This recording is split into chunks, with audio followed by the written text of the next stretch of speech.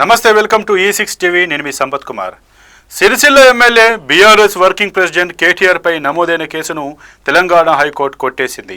ఈ మేరకు ఉత్తర్వులు జారీ చేసింది న్యాయస్థానం. ఇక వివరాల్లోకి వెళ్తే, మేడిగడ్డ బ్యారేజీపై డ్రోన్ ఎగురవేశారనే కారణంతో కేటీఆర్ సహా మరికొంతమందిపై మహాదేవ్పూర్ పోలీస్ స్టేషన్లో కేసు నమోదైంది. ఇరిగేషన్ అధికారుల ఫిర్యాదు మేరకు పలు సెక్షన్ల కింద కేసులు నమోదు చేశారు. అయితే ఈ కేసును సవాల్ చేస్తూ కేటీఆర్ హైకోర్టును ఆశ్రయించారు. గత కొంతకాలంగా ఈ వ్యవహారంపై హైకోర్టులో విచారణ జరుగుతోంది. సోమవారం కూడా కోర్టులో విచారణ జరిగింది.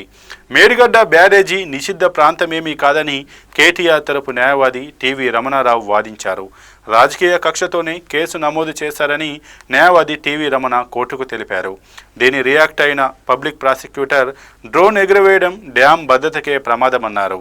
ఇరుపక్షాల వాదనలు విన్న ధర్మాసనం కేటీఆర్పై మహాదేవ్పూర్ పోలీసులు నమోదు చేసిన కేసులను కొట్టివేసింది. ఈ మేరకు తీర్పు ఇస్తూ ఉత్తర్వులు జారీ చేసింది ధర్మాసనం.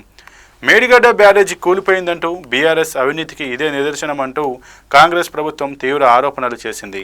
ఈ నేపథ్యంలో BRS party working president KTR తమ పార్టీ నేతలతో కలిసి జూన్లో భూపాలపల్లి జిల్లా మహాదేవ్పూర్ మండలంలోని మేడిగడ్డ బ్యారేజీని సందర్శించారు. ఆ టైంలో బీఆర్ఎస్ కార్యకర్తలు కొందరు డ్రోన్ ఎగురవేసి మేడిగడ్డ బ్యారేజీ వీడియోలు తీశారు. ఆ వీడియోలను యూట్యూబ్, ఫేస్బుక్, ఎక్స్ తదితర సోషల్ మీడియా ప్లాట్ఫామ్లో అప్లోడ్ చేశారు.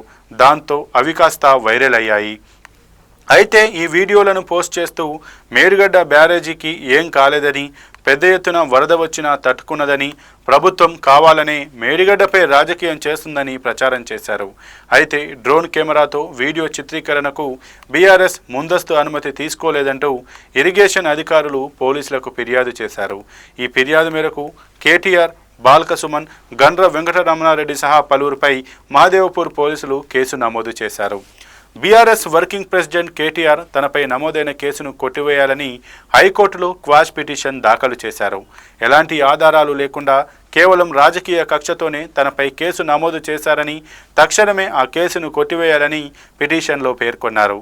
ఈ కేసులో పలు దఫాలుగా వాదనలు విన్న హైకోర్టు ధర్మాసనం కేసును కొట్టివేస్తూ తీర్పునిచ్చింది.